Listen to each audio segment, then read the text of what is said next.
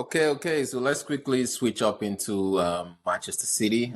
Talking about Pep Guardiola finally leaving City after 10 years.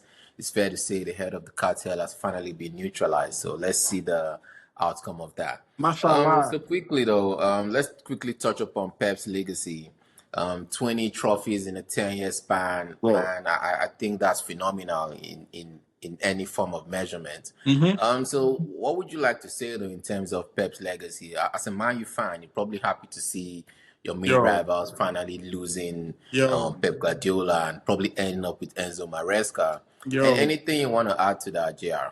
First things first, like you said, as a Man United fan, like I cannot wait to, I can't wait to see the back of this bald-headed Bruh. demon. Like like you said, his dominance in the league, and the relevance he has given to Manchester City in his stint as their manager has just been something that I've not been proud or happy to experience as a Manchester United fan, right? Because the rise of City has basically meant the demise of Manchester Yep. United. But back to Pep Guardiola, like you said, over 20 trophies, right? I think 6 Premier League titles. I think he Yep. lost only 52 games in 10 years as a Manchester City coach. Like, is Damn. if he won the Premier League 4 years in a row. His team is the first and only Centurion winners in the Premier League history, had over 100 points. Like, we can give Pep his accolades from now till the kingdom come. Like, he's a Bruh. phenomenal manager. Like I said, he gave Manchester City the relevance they were craving and the dominance, because they had won the Premier League title prior to him coming, right? They won it with Pellegrini, and I think they won it Yep. with Yep. Roberto Mancini. So they were not just looking for a Premier League winner. They needed someone to usher in their new era of dominance. And I think Pep basically did that, right? Culminating with their Premier League, with their Champions League win and the treble, right? So Pep has been an exceptional manager in the Premier League. He will go down as one of the greatest. I think right now, and I'm going to throw it back to you. I think he's only second to Sir Alex Ferguson in terms of the Premier League. But what do you think about that?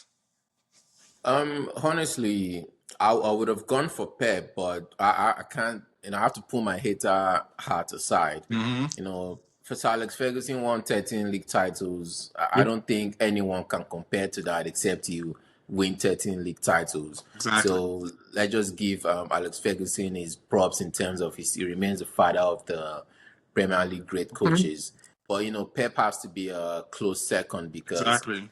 for what he's done in a 10-year period, Hmm. 6 league titles, meaning he only lost the league 4 times. And in those 4 times, he finished second, I think, twice or thrice. Damn.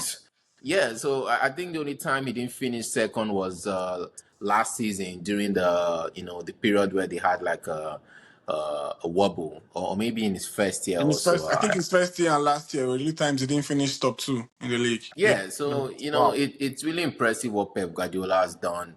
He's basically took over all the trophies, meaning that the rest of the Premier League clubs don't really win anything because if Pep is winning two trophies per season, if you're talking 20 and 10, then who else gets to win the rest?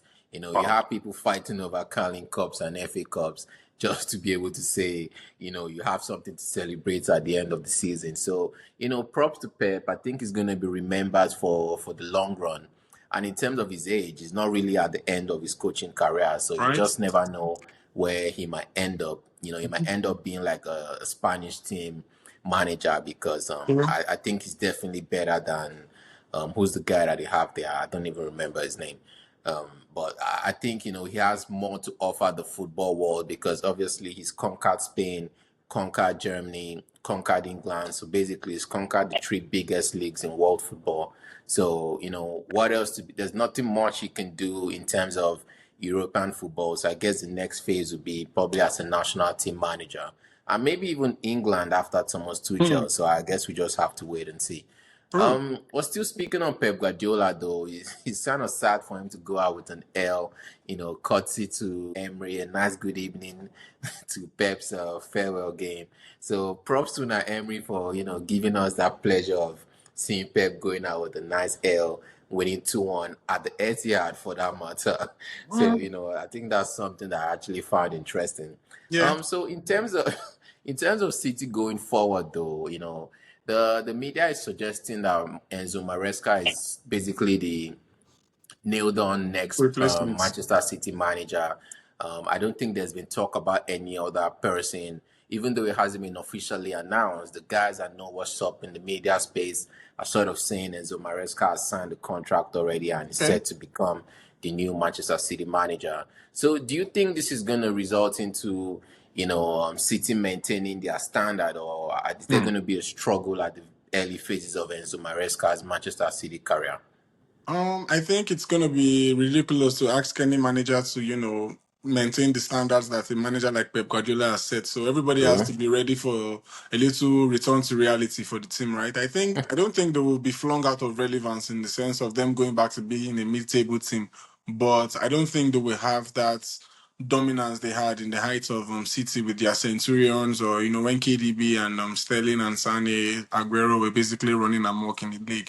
I think Maresca will have a settling in period. He basically has to adjust with the players, like we touched on in our previous episodes. I don't think City have like superstars in so many positions right now. They need to recruit perfectly to be able to compete, at the top of the league, seeing as teams like Arsenal, Liverpool, and United are trying to, compete as well. So I think Maresca definitely cannot live up to Guardiola's standards. So I would say for sure City are gonna struggle to, to settle in, and long may it continue, and them going back to becoming the noisy neighbors.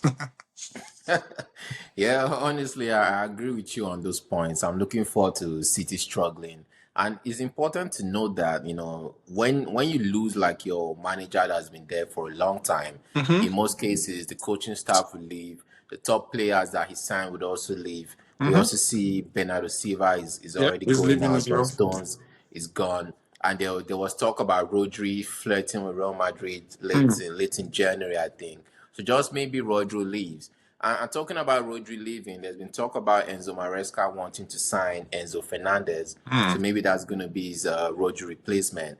But Okay. to your point, though, they don't have the same star-studded level of players that Manchester City had when Pep Guardiola arrived. If we're talking about David Silva, Kevin De Bruyne, Sergio Aguero, no cap though. They still have some level of star quality players, but I think there's just a different level what Pep had available to him.